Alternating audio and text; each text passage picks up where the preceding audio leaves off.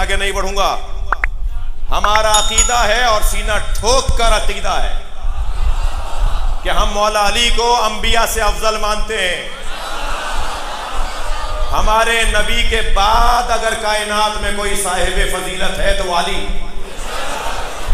हमारे पास दलाइल हैं, दलील सुनो। अब से 3 साल पहले माह मुबारक रमजान में एक टीवी चैनल पर यह बहस आ गई, हमारे एक आलिम दीन ने यह गुफ्तगू की तो फौरन शोर मचा और आपकी रावलपिंडी में एक FIR भी कट गई तौहीन अंबिया की। और FIR इस बुनियाद पे कटी। फिर तालिब रिजवी से कहूंगा कि ये जरा तहकीक तो कीजिए, एक ही थाना रावलपिंडी का FIR है, क्यों काटता है जी? तवज्जो है? आप क्यों परेशान हो रहे हैं? मेरा तो सवाल है। FIR कट गई कि जी जो ये कहेगा कि अली मौला अंबिया से अफजल हैं वो तौहीन अंबिया कर रहा है और उसमें तौहीन अंबिया की सजा लगेगी और FIR कटेगी। पहले तो मैं आपसे गुजारिश करूं, आपसे कहकर किसी और से कह रहा हूं कि ये FIRों की बैलेंस पॉलिसी अच्छी नहीं है। ये पाकिस्तान के हालात को मजीद बदतर और मजीद मुकद्दर करने की तरफ एक नामुनासिब और गैर मोतदिल अमल है। कंट्रोल करें। हमारा भी हाल आपको पता है।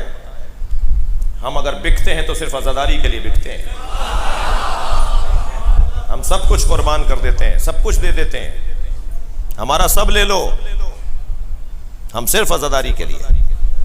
इस मुल्क में हमारा सिर्फ एक मुतालबा है, हमें रोने दो। ये जो जुलूस पर तबसरे होते हैं ना कि जुलूस नहीं निकलने दो, जुलूसों को रोका जाए, इसका सबब बता दूं? मेरे हमारे मिजाज में नहीं है बहुत ज़्यादा। अब भी मैं कल भी एक जगह गया था तो मैं अपने वो दोस्त भी जिन्होंने बुलाया था वो जानते हैं कि 10 दफ़ा बुलाने पे 1 दफ़ा टाइम निकाल पाता हूँ। बहुत छोटा सा ज़ाकिर हूँ और अपने खिताबत पर भी कोई मुझे भरोसा और एतबार नहीं है, यानी मैं एतमाद नहीं है, मैं ख़तीब भी बहुत अच्छा नहीं हूँ, लेकिन टाइम नहीं है तो बहुत शौक़ नहीं है कहीं आने जाने का। मगर एक दफ़ा ऐसे ही हम एक निशिस्त में थे तो बहस होने लगी कि ये जुलूस फ़लाँ रोड से गुजर कर फ़लाँ गली में जाएगा और फिर कुछ देर के बाद कोई 15-20 मिनट के बाद दोबारा रोड पर आ जाएगा। तो उस गली में रहने वालों में एक मुफ्ती साहब थे, वो कहने लगे हमारी गली में जुलूस नहीं आएगा। तो जो डिप्टी कमिश्नर साहब वहाँ बैठे थे उन्होंने कहा मौलाना 20 मिनट की बात है, जाएंगे और फिर दोबारा। वो पुराना रूट है जी, 70 साल से 80 साल से करते आ रहे हैं, पाकिस्तान बनने से पहले के जुलूस हैं इस मुल्क में।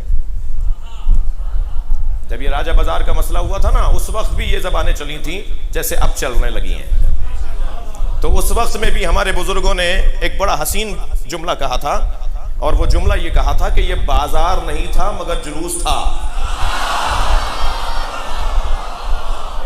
तो अगर तुम्हें किसी चीज को कहीं और ले जाना है तो बाजार ले जाओ, जुलूस नहीं जाएगा।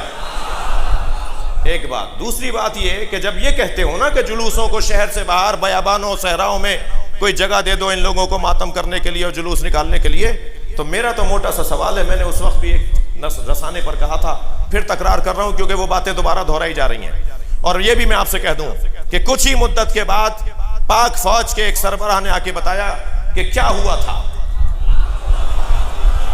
जी, क्या हुआ था। खुद ही काले कपड़े पहनकर अपने मदरसे पे हमला कर रहे थे जी। और आज मैं आपको बशारत दे देता हूं कि जो 2 शिकायतें हमसे हुई हैं ना इस मुल्क के अंदर, एक इस्लामाबाद में और एक कराची में, तो आज मैं आपको बशारत देता हूं कि 2, 4, 5 साल से ज्यादा नहीं गुजरेगा वक्त कि सब पता चल जाएगा कि साजिश क्या थी। तुमने कल भी खुद बनाया, पूरा डिजाइन किया, पूरा माहौल बनाया और हमारे खिलाफ माहौल बना दिया, और अब भी तुमने खुद बनाया है और हमारे खिलाफ माहौल बना रहे हो। मैं मोटी सी बात करूंगा मेरे बयान की, इस्लामाबाद की आज आखिरी मजलिस है। खबरदार, अज़ादारी और तशय्यो 2 चीजों के नाम नहीं है। शियत और अज़ादारी एक ही चीज को कहते हैं। जब तुम अज़ादारी पर पाबंदी लगाने की बात कर रहे हो तो तुम सीधा सीधा कह रहे हो तशय्यो पे पाबंदी लगा दो। हम मदरसा नहीं बनाते, अलम लगाते हैं। थक कर नहीं सुनेंगे।